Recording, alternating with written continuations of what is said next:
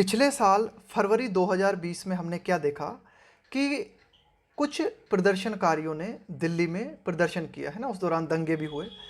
तो सरकार ने क्या किया, UAPA कानून का प्रयोग करते हुए, क्या है ये, अनलॉफुल एक्टिविटीज़ प्रिवेंशन एक्ट, इसका प्रयोग करते हुए दिल्ली पुलिस ने क्या किया, कई लोगों को हिरासत में ले लिया और उन्हें जमानत भी नहीं मिली। जमानत क्यों नहीं मिली उन्हें? भाई UAPA के तहत प्रावधान है, कानूनी एक तरीके से रोक है, कानूनी प्रावधान है कि आपको जमानत नहीं दी जा सकती, रेगुलर जमानत नहीं दी जा सकती। दूसरी बात, सुप्रीम कोर्ट ने 2019 में एक ऑर्डर दिया था। उस ऑर्डर में ये कहा गया था कि भाई जो एविडेंस है ना, उन एविडेंसेस को देखने की ज़रूरत नहीं है और आप जो है क्या कर सकते हो, शुरुआत में जो बेल के लिए अपील आती है उसे खारिज कर सकते हो। तो ये दो दो बातें हैं। एक तरीके से तो क्या हो गया, एक तो है स्टेचुटरी बार कि भाई एक तरीके से कानूनी रोक, कि संसद ने कोई कानून बनाया और उस कानून के माध्यम से रोक लगा दी। तो जो भी व्यक्ति UAPA के तहत गिरफ्तार किया जाता है उस पर एक तो क्या है, उसको जमानत नहीं मिल सकती, एक तो उस पर कानूनी रोक है। दूसरी ओर क्या देखने को मिला हमें, जुडिशियल एम्बार्गो, न्यायिक रोक है ना। यहाँ पे एम्बार्गो का मतलब है एक तरीके से रेस्ट्रेंट है ना, न्यायिक रोक, न्यायिक प्रतिबंध हो गया एक तरीके से। क्यों? क्योंकि 2019 में सुप्रीम कोर्ट ने एक ऑर्डर दिया। उस ऑर्डर में सुप्रीम कोर्ट ने कहा कि भाई जो एविडेंसेस है उनका डिटेल्ड एनालिसिस ज़रूरी नहीं है और आप क्या कर सकते हो, बेल को खारिज कर सकते हो। तो इन दो बातों के बीच में फंस गया कौन, हाई कोर्ट। हाई कोर्ट ने अभी हाल ही में ऑर्डर दिए हैं, बेल ऑर्डर है ना, जमानत से संबंधित ऑर्डर दिए हैं। अब देखो इसमें यही हम पढ़ेंगे सारे इस एडिटोरियल में। टेरराइजिंग डिसेंट, डिसेंट का मतलब होता है डिसएग्री होना, असहमत होना, कि भाई आपके विचार अलग हैं। तो टेरराइजिंग, टेरराइजिंग का मतलब होता है एक तरीके से किसी चीज़ को जो है ना आतंकी गतिविधि में डाल देना। टेरराइजिंग डिसेंट, कि भाई अगर आप असहमति दिखा रहे हो तो आप जो है आतंकी काम कर रहे हो, है ना, ऐसा आतंकी काम कर रहे हो आप। टेरराइजिंग डिसेंट कि असहमति को जो है टेरराइज कर दिया गया है, असहमति दिखाने वाले को आतंकवादी की कैटेगरी में डाल दिया गया है। तो टेरराइजिंग डिसेंट। तो हाई कोर्ट बेल ऑर्डर्स, तो हाई कोर्ट ने जमानत से संबंधित ऑर्डर्स जारी किए हैं। तो ये जो ऑर्डर्स हैं ये इंडाइटमेंट है। अब देखना, ध्यान देना, जब कोई भी चीज़ किसी चीज़ के लिए इंडाइटमेंट होती है, यहाँ पे हाई कोर्ट ने जो ऑर्डर्स दिए हैं, बेल ऑर्डर्स दिए हैं, ये इंडाइटमेंट है। तो जब कोई चीज़ किसी दूसरी चीज़ के लिए इंडाइटमेंट होती है तो वो ये बताती है कि कोई सिस्टम कितना ख़राब है और उसकी आलोचना की जानी चाहिए।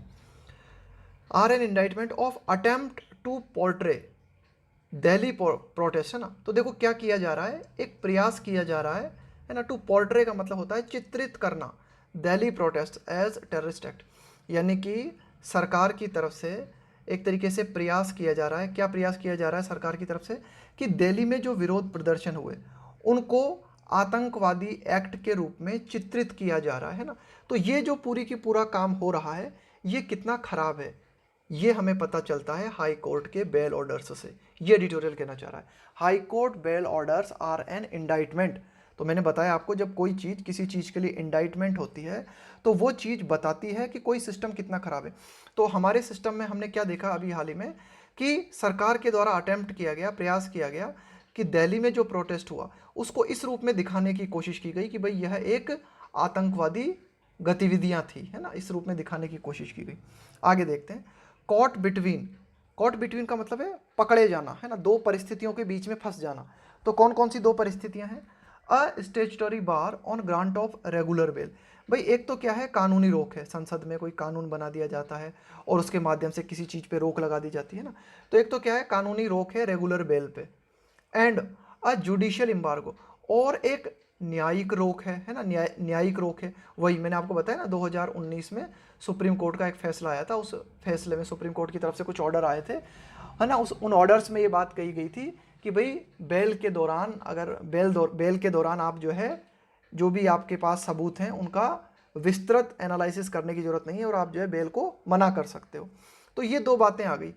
ऑन एनी क्लोज एग्जामिनेशन, देखो ये जुडिशियल एम्बार्गो किस बात को लेकर आया था, any close examination of available evidence at the bail stage, कि भाई बेल के चरण के दौरान, है ना, यानी कि जमानत याचिका के चरण के दौरान close examination of available evidence, कि भाई जो भी एविडेंस उपलब्ध हैं उनका बारीकी से निरीक्षण करना जरूरत नहीं है। तो इन दो बातों में हाई कोर्ट फंसा हुआ था, है ना।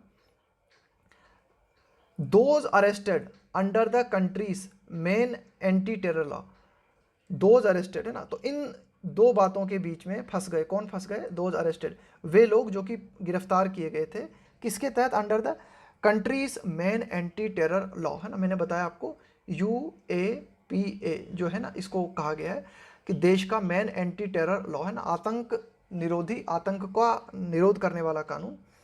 हैव बीन, है ना, those arrested under the country's main anti terror law have been languishing in jail, तो ये लोग जो है लंबे, लैंग्विश का मतलब होता है सड़ना, बोलते हैं ना, वो जेल में सड़ रहा है, यानी कि अनप्लेजेंट कंडीशंस में है। तो have been languishing in jails without trial, trial का मतलब होता है सुनवाई, फॉर एक्सटेंडेड पीरियड्स का मतलब है बहुत ही लंबी अवधि, एक्सटेंडेड पीरियड का मतलब एक लंबी अवधि। तो ये डिटेल कहना है कि भाई इन दो बातों के बीच में फंसे हुए हैं, एक तो स्टेचुटरी बार और एक जुडिशियल बार को। कौन फंसे हुए हैं? वे लोग जो कि एंटी टेरर लॉ के तहत गिरफ्तार किए गए और बिना सुनवाई के लंबे समय से जेल में सड़ रहे हैं। The Delhi high court orders, तो दिल्ली हाई कोर्ट ने अभी हाल ही में इन लोगों की जमानत के संबंध में जो ऑर्डर्स दिए हैं, ग्रांटिंग बेल, है ना, इनको जमानत प्रदान करते हुए, इनको बेल देते हुए, टू 3 स्टूडेंट्स, तो दिल्ली हाई कोर्ट ने अभी हाल ही में 3 स्टूडेंट्स को बेल दी है। एक्टिविस्ट, है ना, 3 student activist gelled for over a year, है ना, ये पिछले 1 साल से जेल में थे, फॉर देयर अलीज्ड रोल, और क्यों थे ये जेल में? उनके कथित रोल के लिए, है ना, अलीज्ड का मतलब है कि भाई ऐसा आरोप लगाया गया है, ऐसा सुनने में आया है, फॉर देयर अलीज्ड रोल, है ना, उनके कथित रोल के लिए, इन द February 2020 राइट्स इन दिल्ली, कि भाई जो फरवरी 2020 में दिल्ली में जो राइट्स हुए थे उसमें कथित तौर पर इनका भी हाथ बताया गया था और इनको जो है जेल में डाल दिया गया था। 1 साल से जेल में बंद थे, तो इनको जो है जमानत प्रदान करते हुए हाई कोर्ट ने ऑर्डर्स जारी किए हैं। तो ये जो हाई कोर्ट ने ऑर्डर्स जारी किए हैं, ये क्या दिखाता है?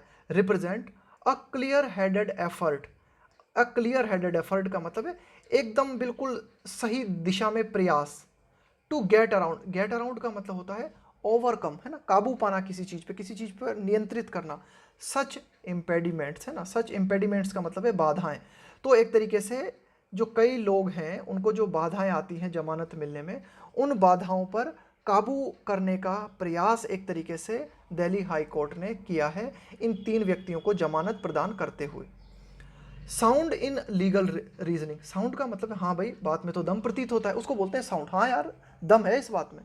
इन लीगल रीजनिंग, कि भाई अगर हम कानूनी रूप से बात करें तो बात लॉजिकल प्रतीत होती है, जो दिल्ली हाई कोर्ट ने कही है। एंड इंटरप्रिटेशन का मतलब है व्याख्या। तो दिल्ली हाई कोर्ट के जजेस जिन्होंने ये जो बेल प्रदान की है, उन्होंने जो बातें कही है ना, तो वो कानूनी रूप से तर्कपूर्ण प्रतीत होती हैं, दमदार प्रतीत होती है, उनकी व्याख्या भी बड़ी दमदार प्रतीत होती है। कौन थे वो जजेस? द जजमेंट्स, है ना, जो फैसला दिया गया of Justice Siddharth Mridul and Justice Anup Jayram भामवानी।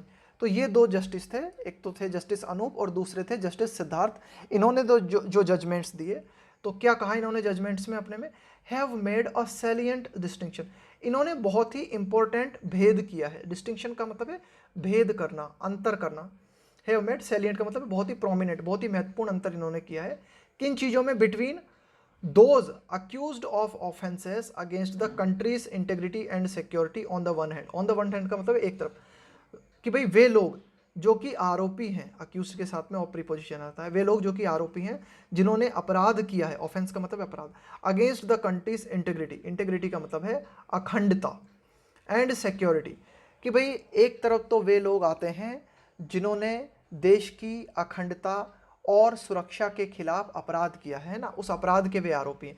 दूसरी ओर विरोध प्रदर्शन करने वाले लोग आते हैं, प्रोटेस्टर्स आते हैं, और या फिर डिसेंटर्स, डिसेंटर्स का मतलब है मतभेद रखने वाले, असहमति रखने वाले, रॉप्ड इन, है ना, जिनको कि जो कि जबरदस्ती इन्वॉल्व कर लिए गए, है ना, जो कि जबरदस्ती इन्वॉल्व कर लिए गए अनजस्टिफिएबली। अनजस्टिफिएबली मतलब है जिसे आप न्यायोचित नहीं ठहरा सकते, अंडर द रुब्रिक, रुब्रिक का मतलब होता है सेट ऑफ रूल्स, नियम of terrorism on the other, है ना, कि भाई टेररिज्म को लेकर, आतंक को लेकर जो नियम बने हुए हैं उन नियमों के तहत, है ना, उन नियमों के तहत जो कि आप कह सकते हो जो कि गैर न्यायोचित तरीके से जिनको शामिल कर लिया गया है ना, तो इन दोनों में मतभेद किया है। दिल्ली हाई कोर्ट के जजेस ने जो जजमेंट्स दिए हैं, है ना, उन जजमेंट्स में क्या किया गया है, दो व्यक्तियों की कैटेगरी को स्पष्ट रूप से परिभाषित किया गया है।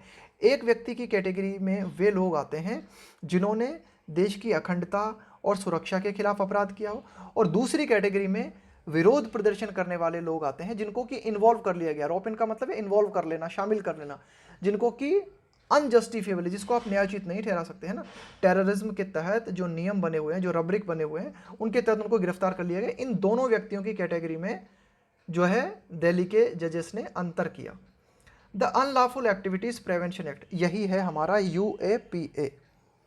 The unlawful activities prevention act has been invoke का मतलब है सहारा लेना, by the Delhi police against activists and others. तो इस कानून का सहारा दिल्ली पुलिस के द्वारा लिया गया, किसके खिलाफ, कार्यकर्ताओं के खिलाफ, इसके अलावा अन्य लोगों के खिलाफ। कौन से कार्यकर्ता और कौन से अन्य लोग, हु वर अमोंग, जो कि किन लोगों में थे, who were among those organising, जो कि आयोजित कर रहे थे, द प्रोटेस्ट, विरोध प्रदर्शन कर रहे थे, जो कि विरोध प्रदर्शन आयोजित कर रहे थे, अगेंस्ट, किसके खिलाफ, the citizenship amendment act. Amendment का मतलब है संशोधन, जो कि नागरिकता संशोधन के खिलाफ, जो कि नागरिकता, वे लोग जो कि नागरिकता संशोधन कानून के खिलाफ प्रोटेस्ट आयोजित कर रहे थे, उन लोगों के खिलाफ दिल्ली पुलिस ने क्या किया, UAPA का सहारा लिया। ऑन द क्लेम, ये दावा करते हुए, है ना, दिल्ली पुलिस ने इन लोगों के खिलाफ UAPA लगाया इस आधार पे। ऑन द क्लेम का मतलब है ये दावा करते हुए, that they had also fomented the riots, कि भाई इन लोगों ने उकसाया था। फोमेंट का मतलब होता है उकसाना, भड़काना, कि भाई इन लोगों ने दिल्ली में दंगों को भी भड़काया था।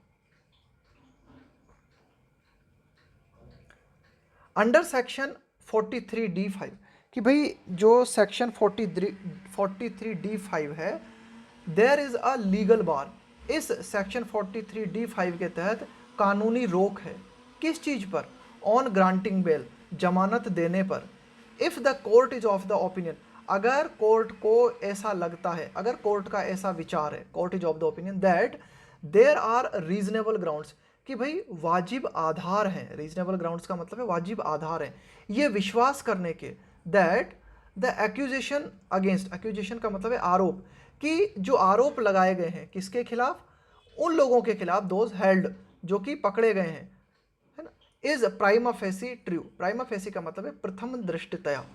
सेक्शन 43D5 के तहत कानूनी रोक लगाई गई है जमानत देने पे, अगर कोर्ट को ऐसा लगता है, अगर कोर्ट को लगता है कि भाई पर्याप्त आधार हैं ये विश्वास करने के कि जिन लोगों के खिलाफ आरोप लगाए गए हैं वे प्रथम दृष्टया सही प्रतीत होते हैं, अगर कोर्ट को ऐसा लगता है तो उनकी जमानत को खारिज किया जा सकता है। Adding to this onerous burden, onerous burden का मतलब हो गया भार, ऑनरस का मतलब हो गया जिम्मेदारी से भरा हुआ, बहुत ही भारी, जिम्मेदारी से भरा हुआ। तो एक जिम्मेदारी से भरा हुआ भार एक तरीके से आरोपी लोगों पर डाल दिया गया है। एडिंग टू दिस का मतलब है ऐड करते हुए, इस बात को जोड़ते हुए, यानी कि जो आरोपी हैं उन आरोपी लोगों पर ये भार, ये जिम्मेदारी डाल दी गई है कि वे आरोपी जो हैं इस बात को प्रदर्शित करेंगे, टू डिमोन्स्ट्रेट, वे ये दिखाएं, टू द कोर्ट, वे कोर्ट के सामने ये प्रदर्शित करें, that the accusation is untrue, कि भाई जो आरोप उनके ऊपर लगाए गए हैं वे गलत हैं, is untrue, is a 2019 supreme court judgment, है ना, is a adding to this onerous burden, ध्यान देना, adding to this onerous burden. अब यहां पे आओ सीधे, इस तरह से लिखा हुआ है ये वाक्य, adding to this onerous burden is a 2019 supreme court judgment, कि एक तरीके से पहली बात तो कोर्ट को ये अधिकार प्राप्त है सेक्शन 43D5 के तहत कि कोर्ट क्या कर सकता है, प्रथम दृष्टया अगर उसे प्रतीत होता है ना, प्रथम दृष्टया उसे लगता है कि हाँ वाजिब आधार हैं, कि भाई इन लोगों को एक तरीके से वाजिब आधार हैं ये विश्वास करने के कि भाई जो आरोप लगाए गए हैं वे आरोप सही हैं, तो कोर्ट जमानत को रद्द कर सकता है। इस पे आप इस चीज़ को भी ऐड कर लो, है ना, किस चीज़ को आप ऐड कर लो कि adding to this onerous burden is a 2019 court judgment, supreme court judgment, कि 2019 में सुप्रीम कोर्ट का एक जजमेंट आया था, वो जजमेंट रोकता है a detailed analysis of the evidence.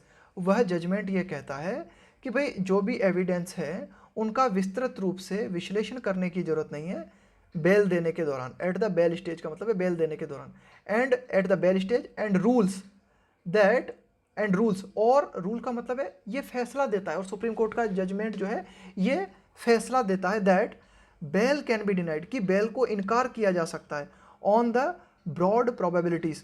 Broad probabilities का मतलब है विस्तृत संभावनाओं के आधार पर, कि भाई जो केस है उसकी कई संभावनाएं बनती हैं, कई प्रोबेबिलिटीज़ हो सकती हैं, तो उन प्रोबेबिलिटीज़ को देखते हुए सुप्रीम कोर्ट ने कहा कि भाई एक तरीके से सुप्रीम कोर्ट ने ये रूलिंग दिया, ये फैसला दिया कि भाई बेल को जो है रद्द किया जा सकता है, बेल को जो है रोका जा सकता है। बेल स्टेज के दौरान जो भी एविडेंसेस हैं उनका विस्तृत विश्लेषण करने की जरूरत नहीं है ना। तो ये एडिटर कहना चाह रहा है कि adding to this onerous burden is, कि भाई एक 2019 का जो सुप्रीम कोर्ट का जो वर्डिक्ट है वह और जिम्मेदारी डाल देता है अक्यूज्ड लोगों पर ये प्रदर्शित करने की, है ना, कि वे अक्यूज्ड लोग जो हैं, आरोपी लोग जो हैं, वे कोर्ट के सामने ये प्रदर्शित करें कि उनके ऊपर जो एक्यूजेशन, उनके ऊपर जो आरोप लगाए गए हैं वे सत्य नहीं है ना। तो देखो कितना कॉम्प्लिकेटेड वे में लाइन लिखी गई थी, आगे देखते हैं। The high court has ruled, भाई दिल्ली हाई कोर्ट ने यह फैसला दिया है that the bail court can look at the available evidence to satisfy itself about the prima facie truth of the case. Prima facie का मतलब होता है प्रथम दृष्टया ट्रुथ ऑफ द केस। तो हाई कोर्ट ने, दिल्ली हाई कोर्ट ने यह फैसला दिया है कि जमानत देने वाली जो अदालत है वह देख सकती है, किस चीज़ की ओर देख सकती है, अवेलेबल एविडेंस, कि भाई जो भी उपलब्ध प्रमाण है उन उपलब्ध प्रमाणों को जमानत देने वाली अदालत देख सकती है संतुष्ट होने के लिए, अपने आप को संतुष्ट करने के लिए, कि भाई प्रथम दृष्टि में जो चार्ज लगाए गए हैं, है ना, जो चार्ज लगाए गए हैं किसी केस के तहत वे सही हैं या नहीं है। तो एक तरीके से जमानत देने वाली कोर्ट उन एविडेंसेस को देख सकती है ना, अपने आप को सेटिस्फाई करने के लिए। इन अदर वर्ड्स, दूसरे शब्दों में हम ये कह सकते हैं कि there is no statutory invincibility. Statutory का मतलब हो गया कानूनी, इनविंसिबिलिटी, देखो इनविंसिबिलिटी का एक तो मतलब होता है something that can not be defeated, है ना, जिसको पराजित न किया जा सके, है ना, एक तो हम उसको बोलते हैं इनविंसिबिलिटी। दूसरा इनविंसिबिलिटी का मतलब होता है कि भाई जो आपका इरादा है करने का उसे करने से रोकना, जो आपका इरादा है करने का उसे करने से रोकना, उसे कहा जाता है इनविंसिबिलिटी। तो ऐसी कोई भी स्टेचुटरी इनविंसिबिलिटी नहीं है, कोई भी ऐसी कानूनी बात नहीं है जो आपको ये करने से रोकती हो, है ना, to the there is no statutory invincibility to the prosecution case, कि भाई प्रोसिक्यूशन का मतलब है, प्रोसिक्यूशन केस का मतलब है कि भाई जिन लोगों ने अभियोग लगाया है ना, कि भाई जिन लोगों ने अभियोग लगाया है, तो एक तरीके से ऐसी कोई भी कानूनी बात नहीं है जो इस बात को करने से रोकती है। किस बात को करने से रोकती है? Merely because the UAPA has been invoke का मतलब है सहारा लेना, कि मात्र कोई केस ऐसा है ना, मात्र इस आधार पे कि कोई केस है जिसमें UAPA का सहारा लिया गया है, तो इस बात से ही आपको, इस बात से ही जो है ना एक तरीके से कानूनी रोक नहीं लग जाती। ये डिटेल कहना चाह रहा है ना, कि इस बात से ही कानूनी रोक नहीं लग जाती। There is no statutory invincibility to the prosecution case, कि भाई ऐसा नहीं है कि भाई जो अभियोग लगाने वाले हैं, जो प्रोसिक्यूशन वाले हैं, उन्होंने कोई केस लगाया है और उस केस में UAPA का यूज़ किया गया है, तो ऐसा नहीं है कि फिर आप उस केस में कुछ कर ही नहीं सकते। नहीं, अदालत को अधिकार है कि अदालत प्रथम दृष्टया अगर कुछ एविडेंस उपलब्ध हैं तो उन एविडेंसेस को देख सकती है और अपने आप को सेटिस्फाई कर सकती है कि हाँ भाई प्रथम दृष्टया जो एविडेंस दिखाई देते हैं वे तो बहुत ही ज़्यादा संगीन है और इस व्यक्ति को जमानत नहीं दी जा सकती ना। तो अदालत, तो ये कोई स्टेचुटरी इनविंसिबिलिटी नहीं है। तो इनविंसिबिलिटी का मतलब ध्यान रखना, prevent from doing what is intended, कि भाई जो आप करना चाहते हैं उस करने से रोकना। इट हैज़ फाउंड, तो दिल्ली हाई कोर्ट ने पाया that none of the three, कि तीनों में से कोई भी नहीं, none of the three was specifically और पर्टिकुलरली अक्यूज्ड के साथ में of preposition of any terrorist act. तो दिल्ली हाई कोर्ट ने पाया कि तीनों में से कोई भी विशिष्ट रूप से या खास करके दोषी नहीं था आतंकवादी एक्ट का, टेररिस्ट एक्ट का। कौन थे 3 व्यक्ति? आसिफ इकबाल ताना, नताशा नारवाल एंड देवगाना कालिता, ये 3 व्यक्ति थे ना। तो अदालत ने यही पाया कि भाई पर्टिकुलरली खास करके इन 3 व्यक्तियों में से कोई भी आतंकवादी गतिविधि का दोषी नहीं था, न ही funding of a terrorist. Terrorist funding of a terrorist act का मतलब है किसी आतंकवादी गतिविधि को पैसा उपलब्ध कराना। तो इस अपराध के दोषी भी ये तीनों व्यक्ति नहीं पाए गए। और an act amounting to, amount to का मतलब होता है इक्वल टू, बराबर होना। कॉन्स्पिरेसी का मतलब है षड्यंत्र, कमिट का मतलब है अंजाम देना। और न ही वे इस बात के दोषी पाए गए on act amounting to a conspiracy to commit a terrorism act और समथिंग प्रिपरेटरी टू इट, है ना। न तो उनको टेररिस्ट एक्ट को फंड करने का दोषी पाया गया, न उनको टेररिस्ट एक्ट का दोषी पाया गया दिल्ली हाईकोर्ट द्वारा, और न ही उन्हें ऐसे एक्ट का दोषी पाया गया, ऐसी गतिविधि का दोषी पाया गया जो कि समकक्ष है, जो कि इक्वल है षड्यंत्र के। कि भाई एक षड्यंत्र होता है ना, षड्यंत्र जो कि अंजाम देने के लिए किया जाता है ना एक टेररिस्ट एक्ट को, कि भाई कोई आतंकी गतिविधि को अंजाम देने के लिए जो साजिश की जाती है, उस साजिश के बराबर कोई एक्ट किया जाता है ना, उसके लिए कहा जा रहा है। और समथिंग प्रिपरेटरी टू इट, या फिर कोई टेररिस्ट एक्टिविटी को अंजाम देना है, उसकी प्रिपरेशन आप कर रहे हो, है ना। तो इन सब में से किसी भी बात का दोषी जो है इन तीनों व्यक्तियों को दिल्ली हाईकोर्ट ने नहीं पाया। Once the UAPA charges were not seen to be true, एक बार जब दिल्ली हाई कोर्ट को लगा कि भाई UAPA के तहत जो आरोप है, चार्ज का मतलब है आरोप, were not seen to be true, है ना, कि भाई दिल्ली हाई कोर्ट के द्वारा ऐसा देखा गया, दिल्ली हाई कोर्ट को क्या लगा कि UAPA के तहत जो चार्जेस होते हैं वे सत्य नहीं पाए गए, है ना। वो ऐसा लगा दिल्ली हाई कोर्ट को कि भाई ये ट्रू नहीं है।